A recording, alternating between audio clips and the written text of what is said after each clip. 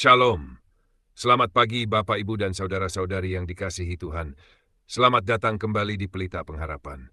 Kita bersyukur karena Tuhan masih memberikan kita nafas kehidupan dan kesempatan untuk menikmati indahnya pagi hari ini. Mari sejenak kita menenangkan hati di hadapannya. Di tengah segala aktivitas yang menanti hari ini, mari kita siapkan hati dan pikiran kita dengan penuh ketenangan. Karena kita akan bersama-sama mendengarkan firman Tuhan yang akan menguatkan iman kita. Biarlah firman-Nya menjadi pelita bagi setiap langkah kita hari ini dan membawa damai sejahtera di dalam hati kita. Mari kita berdoa. Bapa kami yang penuh kasih, terima kasih untuk pagi yang indah ini. Terima kasih karena oleh anugerah-Mu kami masih diberi nafas kehidupan, kesehatan, dan kesempatan untuk datang mendekat kepadamu. Pada pagi hari ini kami datang dengan hati yang rindu mencari hadirat-Mu.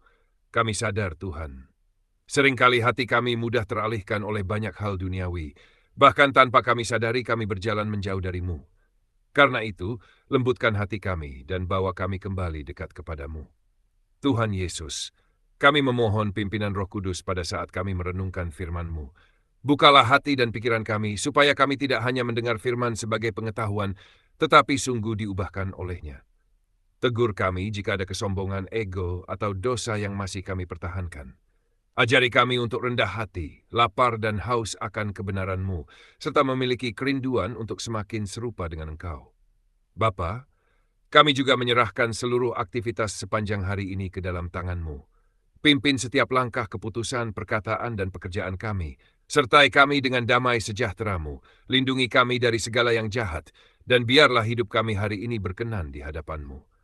Di dalam nama Tuhan Yesus Kristus kami berdoa dan mengucap syukur. Amin. Shalom, selamat pagi Bapak, Ibu, dan saudara-saudari yang terkasih dalam Tuhan Yesus. Sebelum kita memulai aktivitas hari ini, saya ingin mengajak Anda berhenti sejenak, tenangkan hati, tarik nafas perlahan, dan arahkan kembali pandangan kita kepada Tuhan. Pagi ini mari renungkan satu pertanyaan sederhana, namun sangat dalam. Apakah hari ini kita sungguh hidup dekat dengan Tuhan, atau sebenarnya hati kita sedang berjalan menjauh darinya? Seringkali, dari luar semuanya terlihat baik-baik saja. Kita beribadah, kita mendengar firman, kita bahkan melayani. Namun jauh di dalam hati, ada area-area yang belum sepenuhnya kita serahkan kepada Tuhan. Ada luka yang masih kita simpan, ada kesombongan yang tersembunyi, ada keinginan diri yang diam-diam masih kita pertahankan. Dan tanpa kita sadari, semua itu perlahan membuat hati kita menjauh dari hadirat Tuhan. Saudara yang terkasih, menjadi pengikut Kristus yang sejati bukanlah perkara mudah. Jika kita jujur, hidup sebagai murid Kristus terasa sangat berat ketika dijalani dengan kekuatan sendiri. Mengapa? Karena Tuhan tidak memanggil kita hanya untuk terlihat rohani di luar, Tuhan memanggil kita untuk diubahkan dari dalam. Bukan hanya perilaku luar, tetapi hati, pikiran, karakter, dan seluruh hidup kita. Namun proses perubahan itu tidak selalu nyaman. Ada saat ketika Tuhan menyingkapkan isi hati kita, bukan untuk mempermalukan kita, melainkan supaya kita melihat siapa diri kita yang sebenarnya. Dan ketika pagi ini kita berani melihat hidup kita dengan jujur, mungkin kita akan menyadari satu hal, kita masih jauh dari sempurna. Masih ada ego, masih ada keinginan untuk menang sendiri, masih ada rasa bangga terhadap diri sendiri, masih ada bagian hidup yang belum mencerminkan Kristus. Namun ironisnya, saat Tuhan menegur, seringkali respons pertama kita bukan bertobat, melainkan membela diri. Kita mencari alasan, kita menyalahkan keadaan, kita menunjuk orang lain. Padahal pertumbuhan rohani dimulai ketika kita berhenti membela diri. Dan mulai merendahkan hati, saat kita berani berkata, Tuhan, aku masih perlu Engkau ubah. Disitulah pemulihan dimulai. Firman Tuhan berkata dalam Matius pasal 5 ayat 6, "Berbahagialah orang yang lapar dan haus akan kebenaran, karena mereka akan dipuaskan." Lapar dan haus akan kebenaran berarti ada kerinduan yang mendalam untuk hidup benar di hadapan Tuhan. Bukan sekadar ingin diberkati, bukan sekadar ingin masalah selesai, tetapi sungguh rindu menjadi pribadi yang berkenan kepadanya. Saudara, selama hidup kita belum seperti Yesus, selama kasih kita belum seperti kasih-Nya, selama kerendahan hati kita belum seperti Dia, maka perjalanan kita bersama Tuhan belum selesai. Kita masih harus terus berjalan, terus belajar, terus dibentuk, dan terus bertobat. Bertobat bukan hanya berarti meninggalkan dosa yang terlihat. Bertobat berarti mengubah arah hati dari hidup yang berpusat pada diri sendiri, menjadi hidup yang berpusat pada Tuhan. Lalu, bagaimana kita bisa semakin mengenal Tuhan? Tentu, membaca Alkitab itu penting. Mendengar firman juga penting. Tetapi ada sesuatu yang lebih dalam dari semua itu. Kita harus berjumpa dengan Tuhan secara pribadi. Kita perlu datang dalam doa, diam di hadapannya, dan membiarkan Roh Kudus menyingkapkan isi hati kita. Roh Kudus adalah pribadi Allah yang tinggal di dalam setiap orang percaya. Dialah yang menolong kita mengenal kebenaran, menegur dengan kasih, dan memimpin langkah kita setiap hari. Saat kita benar-benar bersentuhan dengan hadirat Tuhan, satu hal akan terjadi. Kita mulai melihat betapa kudus dan agungnya Dia. Dan pada saat yang sama, kita menyadari betapa rapuhnya diri kita. Kita melihat kesombongan yang sebelumnya tidak kita sadari. Kita melihat ego yang selama ini kita bela. Kita melihat luka yang ternyata masih menguasai hati. Karena itu, jangan pernah merasa diri lebih baik dari orang lain. Jika hari ini Anda merasa lebih dewasa rohani, lebih rajin melayani, lebih banyak tahu firman, tetaplah rendah hati. Sebab tanpa kasih karunia Tuhan, kita tidak bisa berdiri. Saudara, ada duka cita yang berasal dari Tuhan. Duka cita ini bukan untuk menghancurkan, melainkan untuk membawa kita kepada pertobatan. Ini adalah kesedihan yang kudus. Saat hati kita sedih karena menyadari bahwa hidup kita belum sesuai kehendak Allah. Duka cita seperti ini justru menyehatkan roh kita. Sebaliknya, ada duka cita yang berasal dari dunia.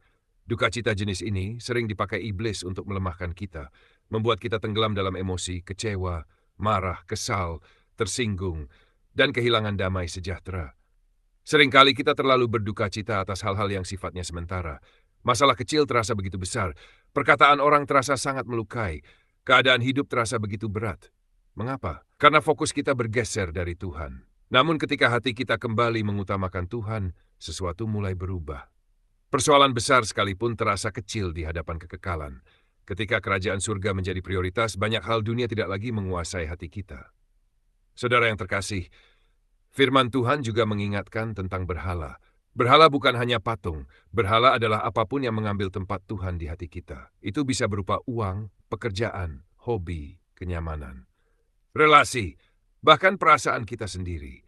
Ya, perasaan pun bisa menjadi berhala. Ketika kita terlalu memanjakan perasaan, kita menjadi mudah tenggelam dalam luka dan masalah.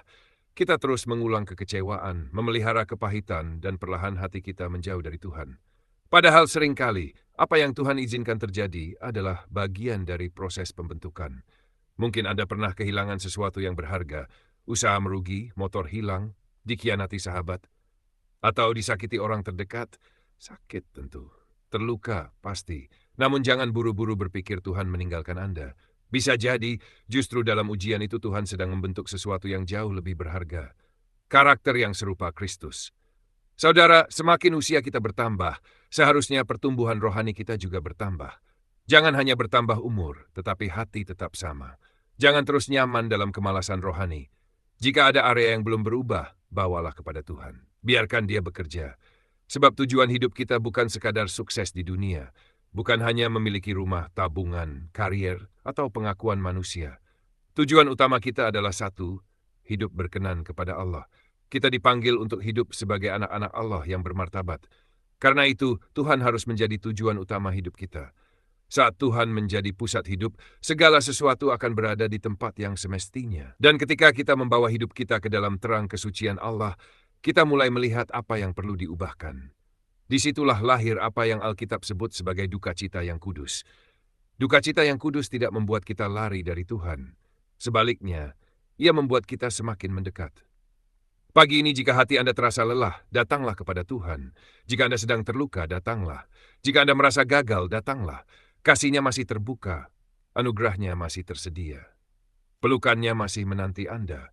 Tidak ada hati yang terlalu hancur untuk dipulihkan Tuhan. Mari kita berdoa. Tuhan Yesus yang baik, terima kasih untuk pagi yang indah ini. Terima kasih untuk kasih setiamu yang tidak pernah habis dalam hidup kami. Ampuni kami, Tuhan. Jika selama ini kami lebih sering membela diri daripada merendahkan hati di hadapan-Mu. Ampuni kami jika hati kami masih terikat pada hal-hal duniawi. Ajari kami untuk lapar dan haus akan kebenaran-Mu. Ajari kami untuk semakin serupa dengan Engkau. Bentuk karakter kami, lembutkan hati kami, pulihkan setiap luka yang masih kami simpan. Bagi yang sedang lelah, berikan kekuatan. Bagi yang sedang menangis, berikan penghiburan. Bagi yang sedang kehilangan arah, tuntun kembali kepada terang-Mu. Biarlah hari ini kami berjalan dekat dengan-Mu, hidup dalam kehendak-Mu dan berkenan di hadapan-Mu. Di dalam nama Tuhan Yesus Kristus, kami berdoa dan mengucap syukur. Amin. Sebelum Anda meninggalkan video ini, izinkan saya mengingatkan satu hal. Jika renungan ini memberkati Anda hari ini, klik like, subscribe, dan nyalakan tombol lonceng sekarang juga. Mungkin bagi Anda itu hanya satu klik, tetapi lewat satu klik itu, semakin banyak jiwa bisa dijangkau dan dikuatkan oleh firman Tuhan setiap pagi. Tuliskan pokok doa Anda di komentar. Tuhan Yesus memberkati.